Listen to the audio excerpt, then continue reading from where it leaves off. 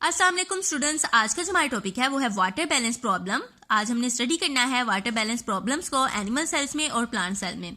Topic start करने से पहले अगर आपने मेरा ये चैनल सब्सक्राइब नहीं किया तो like and subscribe my channel so that कि इससे नेक्स्ट टॉपिक की वीडियो आपको फौरन मिल जाए। तो चलिए स्टार्ट करते हैं एनिमल सेल से। एनिमल सेल्स में हमने एग्जाम्पल ली है रेड ब्लड सेल्स की। स्टूडेंट, जब हमने एनिमल सेल में वाटर बैलेंस प्रॉब्लम को स्टडी करना है तो हम 3 सॉल्यूशंस को डिस्कस करेंगे। Number 1 is the isotonic solution, second one is the hypertonic solution and the third one is the hypertonic solution। तो चलिए देखते हैं, जब रेड ब्लड सेल्स को आइसोटोनिक सॉल्यूशन में रखते हैं तो क्या होता है। जब रेड ब्लड सेल्स को आइसोटोनिक सॉल्यूशन में रखा गया तो जो सेल का वॉल्यूम था वो कांस्टेंट रहा। सेल का वॉल्यूम कांस्टेंट क्यों रहा? क्योंकि जितना वाटर सेल के अंदर जा रहा था उतना ही वाटर सेल से बाहर भी आ रहा था। तो इसलिए क्या हुआ, सेल का जो वॉल्यूम था वो कांस्टेंट रहा। फिर हमने क्या किया, रेड ब्लड सेल को रखा हाइपोटोनिक सॉल्यूशन में। जब हमने रेड ब्लड सेल्स को हाइपोटोनिक सॉल्यूशन में रखा तो पानी जो था वो सेल के अंदर एंटर हुआ और सेल स्वेल हो गया। स्वेल होने की वजह से सेल रप्चर हो गया लाइक एन ओवरफिल्ड बलून, फट गया। सिमिलरली इसी तरह जब एनिमल सेल को हाइपरटोनिक सॉल्यूशन में रखा तो पानी का लॉस हुआ। ठीक है, पानी निकला, सेल के अंदर से पानी निकल गया and will shrink in size. और सेल क्या हुआ, श्रिंक हो गया इन साइज में, सुकर गया।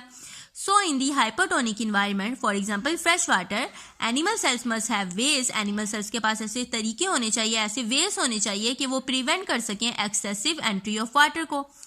And in the hypertonic environment such as the sea water, they have the ways। उनके पास ऐसे ways होने चाहिए कि वो prevent कर सकें excessive loss of water को।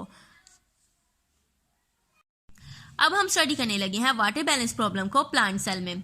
Water balance problem plant cell में डिफरेंट होती है as compare to the animal cells, क्योंकि प्लांट सेल के पास रिजिड सेल वॉल होती है जो कि एनिमल सेल के पास नहीं होती।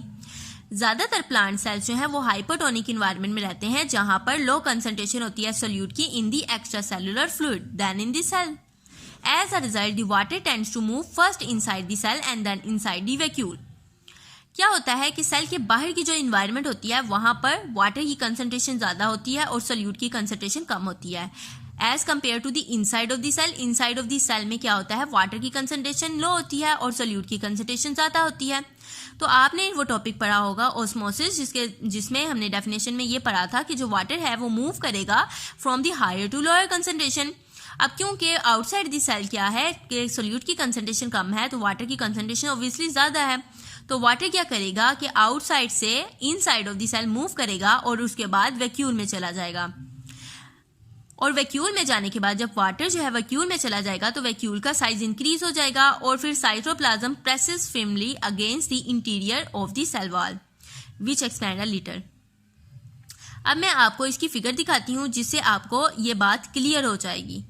ठीक है, अब ये देखें स्टूडेंट्स, ये है प्लांट सेल। इसमें हमने अभी डिस्कस किया है हाइपोटोनिक सॉल्यूशन को, जिसमें पानी जो है वो सेल के अंदर जा रहा है और फिर क्या हो रहा है कि सेल के अंदर वैक्यूल में चला गया। ठीक है, वैक्यूल क्या हुआ है, अपने साइज, ये नॉर्मल साइज है वैक्यूल का, और फिर क्या हुआ है जब पानी जो है वैक्यूल के अंदर चला गया तो वैक्यूल अपने साइज से बड़ा हो गया है और जितना भी एक्स्ट्रा सेलुलर और साइटोप्लाज्मिक जो मटेरियल था वो क्या हुआ है, मूव कर गया है अगेंस्ट दी सेल वॉल।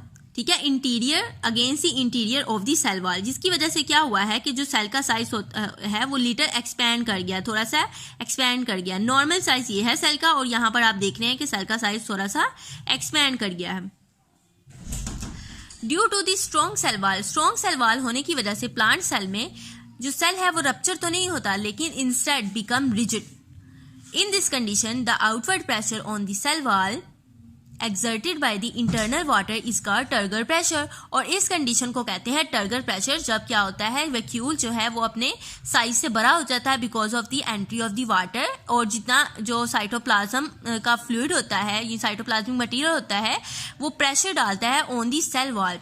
ठीक है, इंटरनल वाटर की वजह से प्रेशर डलता है सेल वॉल के ऊपर, जिसको कहते हैं टर्गर प्रेशर, और इस फिनोमेना को कहते हैं टर्गर। अब हम बात करने लगे हैं आइसोटोनिक इन्वायरमेंट की। In isotonic environment the net uptake of water is not enough to make the cell rigid and it is the flaccid. अब यहाँ पर मैं आपको दिखाने लगी हूँ प्लांट सेल में आइसोटोनिक सॉल्यूशन। देखिए, आइसोटोनिक सॉल्यूशन में आपको पता है जिस तरह एनिमल सेल में हमने स्टडी किया, सेम एज कि जितना पानी अंदर जा रहा है उतना ही पानी बाहर निकल रहा है, तो इसकी वजह से सेल पे कोई खास असर नहीं पड़ेगा।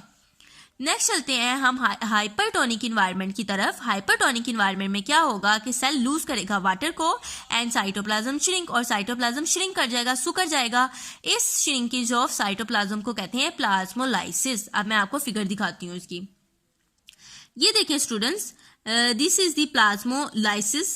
ये कंडीशन है प्लाज्मोलाइसिस की, जिसमें पानी जो है वो सेल से बाहर निकल गया और इसका जो साइटोप्लाज्म है, जैसे कि आप देख रहे हैं, ये सुकर गया है।